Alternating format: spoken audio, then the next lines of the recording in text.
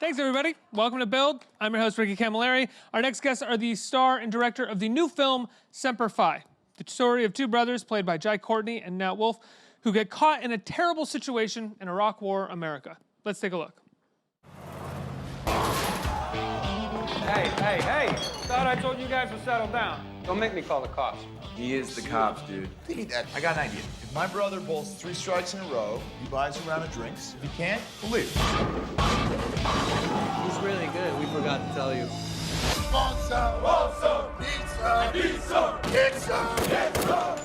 You know, if you were going off to war, I would do the patriotic thing. Buy you a drink, invite you back to my place. I don't know how we ever broke up. You're so charming. I got a business plan for a fleet of food trucks. What you know about running a business? Lots. I actually read books. You read like magazines like Guns and Ammo. Callahan. Go on. Tell me, Slam Ben Daly's heading to Europe. And fleeing the I'll find him. Look at me! Look at me! I don't think you deserve this sentence. You mean I don't deserve 25 years for defending myself? I'm sorry, Cal. Our hands are tied. You know we all think his sentence is unfair. I'm sorry. I didn't know how to be your dad. I didn't need you to be my dad. I just needed you to be my brother. I'm gonna break him out. Cal, what are you talking about, man? I don't need anything from you guys. I wanted to let you know. Talk to him. I listen to you. We're worried about you. I can pull it off. Bring him back to me. But this isn't how we do things. This is how we do things. He's out. What are you talking about? He's out. We're gonna make this work. Plan stays the same. What is going on? This is insane. It's not working, man. You're going to get caught. Ready to R. Everybody, please welcome Nat Wolff and Henry-Alex Rubin. Oh, yeah, that's good. Thanks so much for being here. Congratulations on the film. Congratulations on an incredible performance. I think a performance we've never seen you give before, or maybe you've just never had the chance to really deliver something like this. One of the things that I loved about your character and about the performance, before we even get into broadly the whole movie, is that he is, in so many ways, an unlikable person who is in a bad situation, which in some ways makes him likable. The situation is worse than he actually is as a person, so that's kind of his juxtaposition. He makes mistakes consistently, he's impulsive, he's selfish, he's self-centered, but he doesn't deserve to be where he is in that moment. What is it like for you as an actor to play someone like that who you, for all intents and purposes, want the audience to empathize with?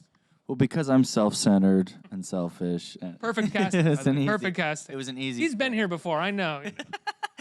No, one of the things that attracted me to the part of Oyster, and it was the journey of getting there, was kind of exploring certain parts of me that I keep hidden, you know, like almost a shadow side that is very selfish and needs a lot of attention, and there was almost and a violence and a wildness that, you know, in order to be a functional human, you know, in society and to be a working actor, and you know, you have to suppress those things. And then through this part, it was kind of like letting out a inner animal, and then it ended up being a very cathartic experience, because at the end of the shoot, letting that all out, I think, was healthy, and I was able to integrate it in a healthy way into my personality, I think, in a way that I'd been limited a bit before. So this was kind of it was a big learning experience for me. What about you in terms of writing that character? Because I think so often a lesser film or a lesser writer would be scared of presenting someone with this many flaws as not necessarily your main character, but the main problem, the main problem in the movie. But that is the challenge. When Sean and I wrote this character, we wanted to have someone who was stubborn and compulsive and impetuous, but then see if we couldn't find a moment of charm and cast an actor like Nat who could somehow turn the character for the audience and make you like him. Yeah. And we let him improvise a lot, which was delightful, because this is Nat is a very profound performer, meaning he can go deep into the character, but he's also he's very impulsive, and he's very improvisational. So you can let him go, and you can discover he can discover the character with you. If you don't control him too much, he delights you. He surprises you on screen. So we let Oyster run free, and what's in the film is it's a very electric performance from him. I think if there's one reason you should go see the movie, is just at least to go see this performance, because it's very immediate. It's a very surprising performance. There's a moment. Thank you, Henry. There's a moment in the film that I really love, and it's when Oyster is you as Oyster are giving a monologue and telling a story about growing up with your brother and what you expected from your brother, or what you had wanted from him and where he was at the time. And the way that you cut into that scene is so beautiful. It feels like we're cutting into the middle of something rather than the start of a scene. And so often in movies, you come into a scene with another character being like, so, how's jail? And then they slowly work their way into it. But this, we're suddenly in, and you're doing this slow push-in, which is so beautiful. My co-screenwriter, Sean, and I call that shoe leather. It's basically like when someone walks from here to the door, it's like the shoe is hitting the floor. It's shoe leather. You just cut that. You just cut, and then they're already outside. We try to do that in the film a lot, so it just cuts. Sometimes the film cuts 8 months forward. You don't need all that stuff. Just let the audience... They're smart. Let them put it together.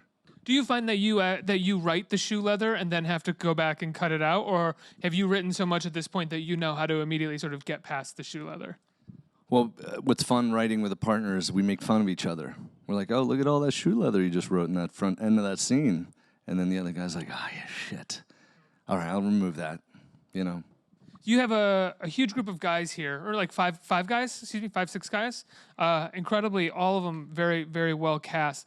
All of them clearly improvising and playing with each other on set. How do you wrangle that? How do you get out the narrative threads that you need to tease out? That's a great question. I mean, you make sure that the information is hit, but what's really nice and the great challenge in screenwriting is try to tell the story without it being a dialogue in someone's mouth. If it's not, then you can let the actors play and do whatever they're supposed to be doing, and they don't have to worry about the heavy lifting of telling you a plot point. That's what we tried to do, so that these guys could all play. And all these actors are very, Jai is an amazing leader. So when we were on set, he would rally everybody. He would rally the troops almost like a staff sergeant that he was. Or just a giant person that you want to follow because you're scared of them. That too. Don't cross Jai, I've learned that. But all of them, Finn is an incredibly, precisely trained theater actor who was discovered by Mike Nichols. Bo Knapp has like this incredible sort of turmoil within him where you could just put the camera on him and there's oceans going on inside behind his eyes. Arturo is one of the wittiest people that I've ever met. The guy just comes up with, he'll never say the same line during a take. He'll just keep switching it up to make himself laugh.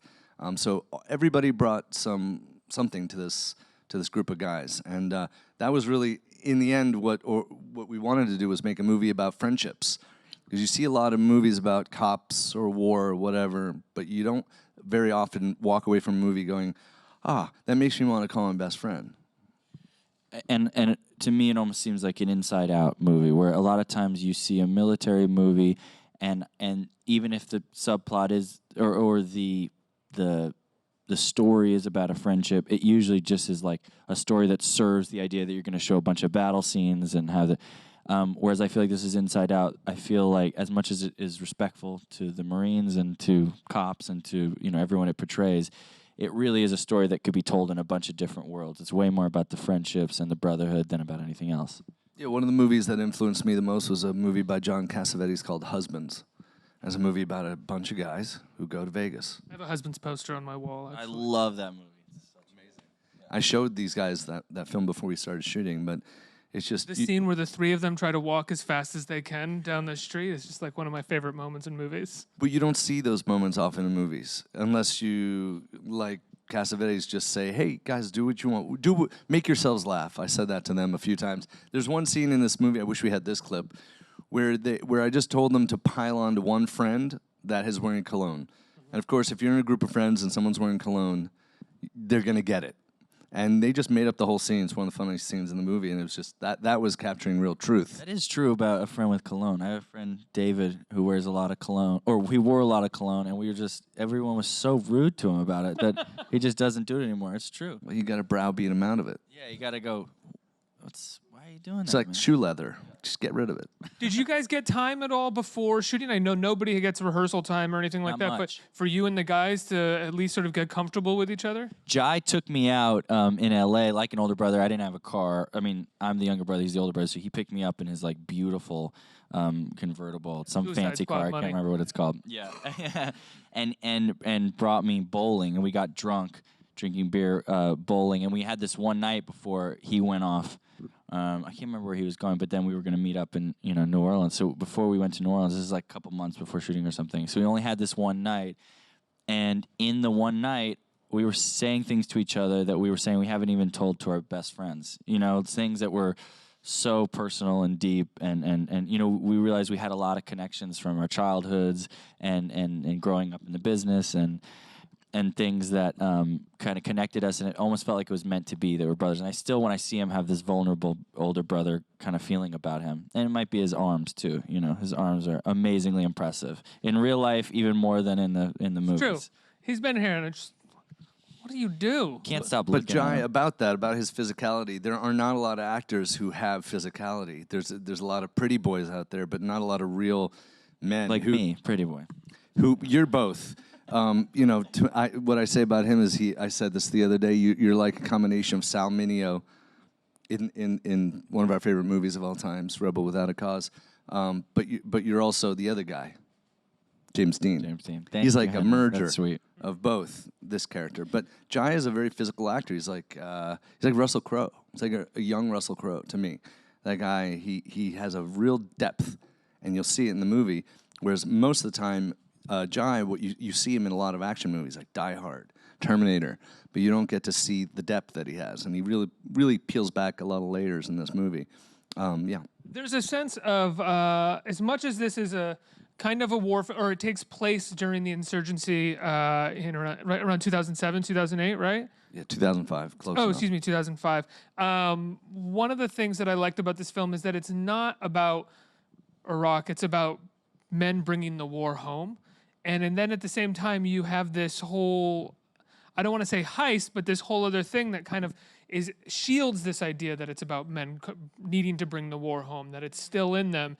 But this, for a few of them, as much as it's about breaking their friend out, it's also just about them being able to live the life that they were living just before that, and the camaraderie that they felt there, and it not being able to have left them yet. Oh, that's a very perceptive thing to say, and I've heard this from vets I've interviewed, which is that they are very single mission when they're overseas, and when they come home, sometimes that mission evaporates, and it's hard to just settle into civilian life without having a singular mission. Go ahead. Yeah, and I was gonna say, like in some of my favorite movies, as much as I love the, like in Deer Hunter, the Russian roulette, the whole military sequence, my favorite parts of Deer Hunter are the first 45 minutes and the last 45 minutes. Them before they go out and you see their bond, and then them struggling with the life they led. And I love like Coming Home, the Hal Ashby movie, and I felt that from Semper Fi, that as much as the military, and in this movie it's horrifying, like with his leg getting blown off and stuff, but still, I think the moments you'll remember from this movie and the moments I remember from a lot of my favorite war films are the human moments, between the battling. Well, it seems intentional to me that you don't latch on to the moments, the war moments in the movie, and that you much more latch on to the stuff that's at home in the beginning and in the end. Was that intentional on your part, or is that just me as a viewer? I'm not particularly attuned to war scenes. The truth is, a lot of people's experience overseas is not just battles, gun battles. It's filling sandbags and up armoring Humvees that didn't have metal doors yet. There's a lot of smaller humdrum things that especially reservists were tasked with doing. I mean, in one scene they're moving literally toilet paper from one base to another base, just like truckloads of toilet paper, and that's a reality too. There were other things that people did over there, as well as maintain security perimeters and defend bases and help our allies and train up the Iraqi police, which is another whole subplot. And this is that these guys are being asked to train the Iraqi police over there, which was a very complex task because the Iraqi police was sometimes made up of both Sunni and Shia. So we show a little bit of the complexity of that challenge as well. But the movie is not really a war movie. It's an emotional film about a group of guys. And those were always my favorite movies growing up, were movies about deep friendships. Those are rare in today's world. It's hard always to know who has your back. People talk shit so much, and they speak out of both sides of their mouth. So when you have one friend that always pops okay? it. You got a problem? It's me. Yeah. It's me. Very specific. Like, you want the to look thing about Henry and like I don't like tell him I said this, but like I mean he's a good guy, but Do you have a message that you want to deliver to the camera? Is there someone I do. watching? I want to say that if you have one friend who is always loyal, you're lucky. This is a movie about loyalty. Did you think about the Deer Hunter at all while you were making this movie? Because just in the sense that obviously the scale is different.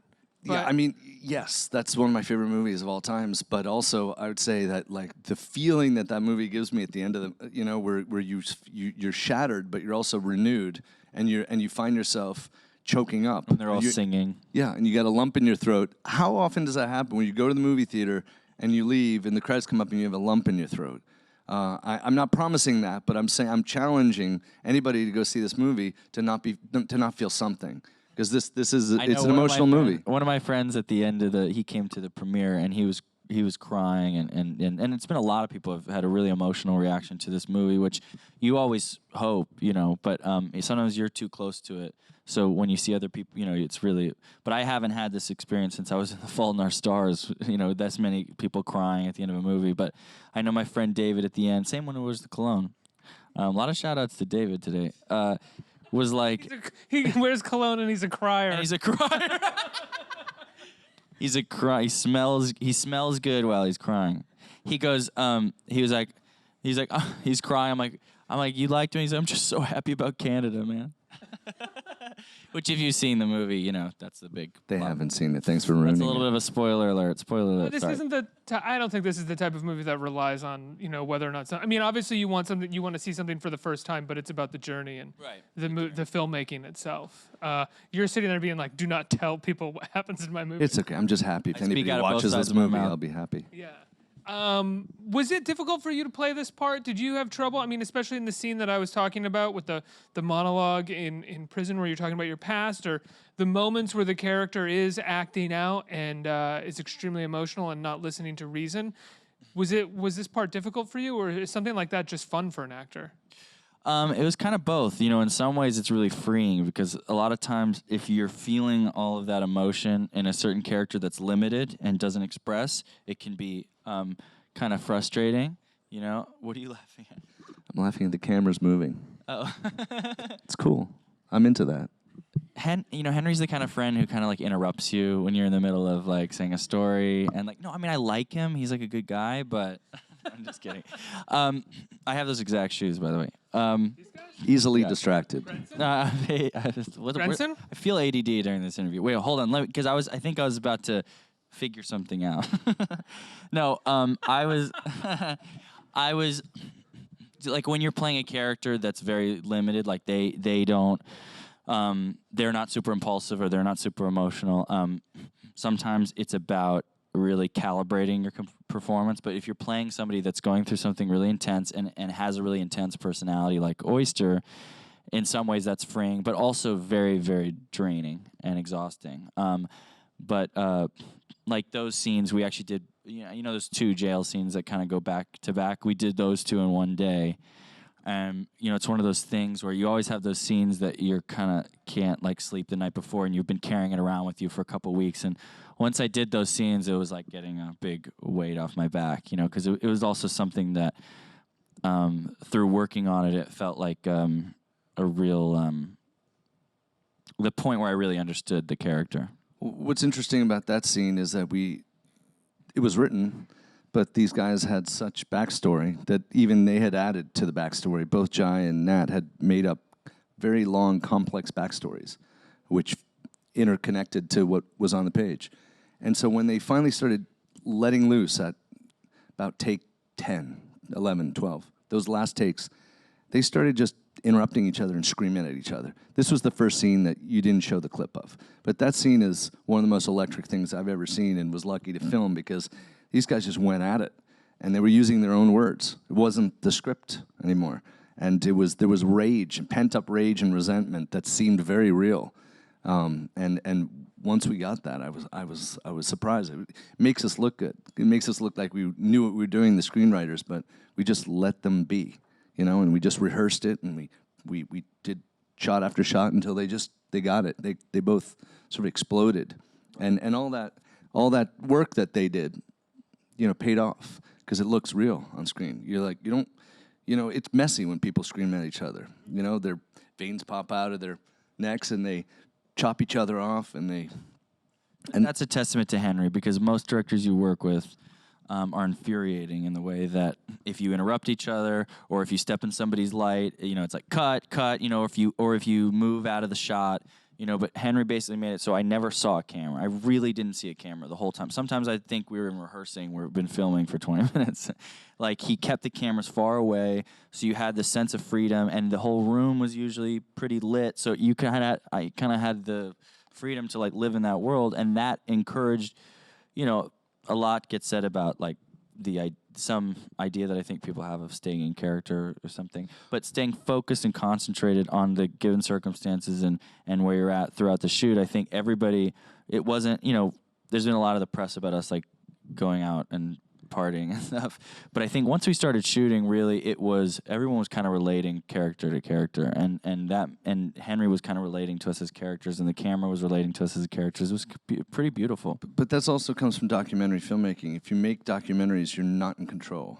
You're just chasing something, and sometimes you can't even see it because someone's standing in your way, so you have to move a little bit to find it, and you have a zoom lens to zoom in closer because you can't get closer. Because if you get closer, you'll bother the subject that you're filming.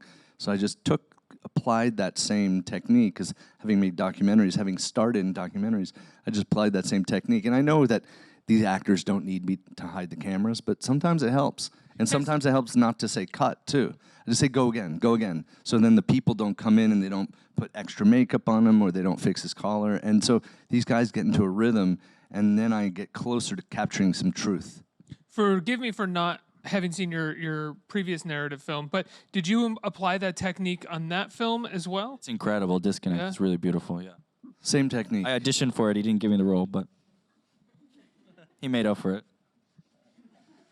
True story. Because this idea of chasing something on the set, right? Oftentimes we only hear about it from directors who we can sort of are applying that to their visual aesthetic as well. Like I think you do. You want the audience to feel like they're chasing it with you in some ways. But I think a director who is exacting and is very specific and is forcing people to remain in the light would say that they're doing the same thing in a way, because that their actors are there acting and they have to capture something. Absolutely. I wouldn't poo-poo anyone else's technique.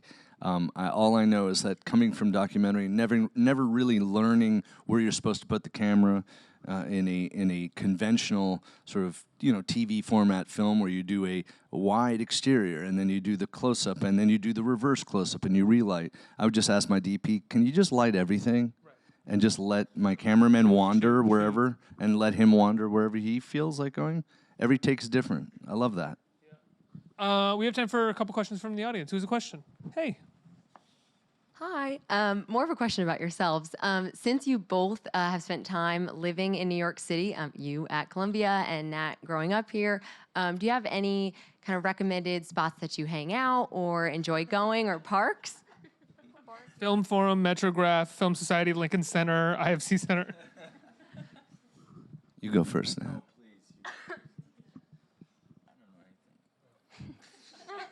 I used to hang out in different places. When I went to Columbia, I used to hang out. No, he actually is an amazing New York City knower, socialite. The Wolffs are sort of a famous artistic New York family. I mean, his brother is an actor, a director as well. His father's an amazing jazz pianist and musician and composer, and we've actually seen his father play a few times. Yeah, go see my dad play. He's playing at the Knickerbocker all month in November, every weekend. in His November. mother also, Polly, is quite a. She'll be eating at the Knickerbocker if you want to hang out with. She's quite an accomplished actress. So this is the family I would talk to about New York City hangouts. Knickerbocker. Are you originally in New York City? For some reason, I thought that you guys were LA. I was born in LA until I was 2 years old, but I don't like to admit that. I just like to, because I like to say I'm from New York. I think we could claim him as our own. Okay. I feel like a New Yorker, and You grew up in New York. Yeah, and I grew up in New York, and I went to school in New York and all that stuff. But and I used to kind of be hard, like sort of anti-LA, sort of, and now I love LA too. But I do feel like New York is always home. A couple more questions. More questions about like New York City club scene, maybe. Hi, Nat. How are you? Hi. My question I have to ask about music. Is there anything new in that department with you and Alex? Yeah, we put out 2 new songs, Cool Kids, and we're having 2 new songs come out in December. Okay. And probably gonna try to play some shows around then too. Yeah. Sounds good. Cool. You guys obviously you still enjoy playing together because you release music together, but have you found at any point that you've grown in different directions musically, and sometimes it can be hard to come back together, or you always share? Not at all. I mean, musically, artistically, and like hang-wise, it's the greatest thing in the world. Schedule-wise, it can be kind of a bitch because, he's working somewhere, I'm working somewhere, so we, just to figure out the schedules. But it's usually whenever we're not working, we're making music because I think if Alex and I aren't working, or doing something creative, we go a little crazy. So it's a good, we find something to do. He plays the guitar in our film. And I play guitar in the movie, yeah. It's really beautiful, too, because he took the guitar part that I was playing and turned it into the score, and it turns into the score. That's right. Thank you for that. Like, no, that's right. That's what we did. One more. Hello. Hi. Hello. I was gonna say, what is your favorite trait about your character? I think Oyster's really funny. Like, if we're making this movie sound a little, it is really heavy, but I think it is a really, really, especially the first act is really, really funny and fun, and I hope you guys will all go watch it when it comes out October 4th. There's a scene where he calls a bunch of guys scoobs, No, I was gonna say which was an insult I'd never heard before in my life until I met Nat Wolff. I just said, just insult them somehow. But you didn't know what it meant either. I didn't, and I still don't. But I don't either. Yeah. I've also now said it in more movies than one, and I didn't realize that. But it sort of reminded us of the scene, the mook scene in Mean Streets. Yeah. He's like, "What's a mook?" And I'm like, You're a mook. "Yeah, you're a mook." But Oyster is free. He's free, and so he's funny. And there's like a scene later where Jai's drunk and he's talking to Finn's character, and he's like, "I'm not fun." He's like, "Oyster's fun." And then you kind of, you're thinking of Oyster, and he's stuck in this jail, and at this point he's just so broken down. You're thinking, wow, he really was fun. I mean, some reason that moment kind of gets me because I think besides all his unlikable qualities, there is something lovable about somebody who is themselves, and who's kind of wild. Maybe a question that's in the weeds, but I'm very curious, and I'd forgotten to ask it earlier. But the scene, the death scene, if you will, we basically see it in the trailer. How did you shoot that? I think normally people would go in for a close-up at the urinal. Mostly people would go in for a close-up, but I love that you stayed wide, and I was wondering how you choreographed that and what you did because it seems like a really tough scene a really tough shot to get. So, I never believe violence when I see it in movies. It's always cut a lot. They cut really fast, and you're just like, what happened? So I thought I would go wide and just watch him. There's a scene in the movie where he's getting harassed and he's getting roughed up, and he throws one punch, and the kid gets hit. It connects, and he falls backwards, and he hits a urinal. And his head hits the urinal, and it breaks off a little piece of the urinal. And so what we did was we had he was a stuntman. He was a stuntman's son, and he wanted to prove himself, I think. So he really hit that urinal with his head. It had a little padding on it, but he still had a giant welt on his face. Is that when you tell your line producer something? Find me a stuntman's kid that really wants to prove himself. Put himself in a dangerous situation. He's like, oh, I found your man. Hi. What do you want me to do? Yes. So he really hit. I mean, did you have like, padding on the urinal or something? It was padded, but he hit still. it, and he did a very convincing job. And then we later in post production had a little piece of the urinal pop off, so it looks like his face breaks the urinal, but it actually didn't. It's just but it's a surprising shot just because there's no cuts. It's just a wide shot. You see the kid fall and hit and connect with the urinal. I find that in a lot of '70s movies when violent things are done in wide shots, it's really horrifying, extra horrifying. Oh, of course, yeah. When you do the close-ups and the cut-ins, it just looks like a movie. Looks like a movie, yeah. Yeah, it looks silly. Yeah. Guys, I love the film. Congratulations! Thank it you comes so out much, this man. Friday. People can see it, right? Please this see Friday on demand in theaters, iTunes, Netflix, Instagram. No, just kidding. No, where else does it come? I probably Amazon. You want to keep going? I was trying to think. I was gonna make a joke about the one that does the little videos now that everybody's doing. What's it called? It comes out on TikTok. You can see Semper Fi on TikTok. You can see the Knickerbocker with my dad. Your mom will be eating dinner during it? My mom will be eating, my dad will be playing piano, and then Semper Fi will play in the background on a big screen. No, but I really, really love this movie. Henry did an incredible job, and so I hope you guys will check it out. Nat Wolff and Henry-Alex Rubin, everybody. Let's hear it.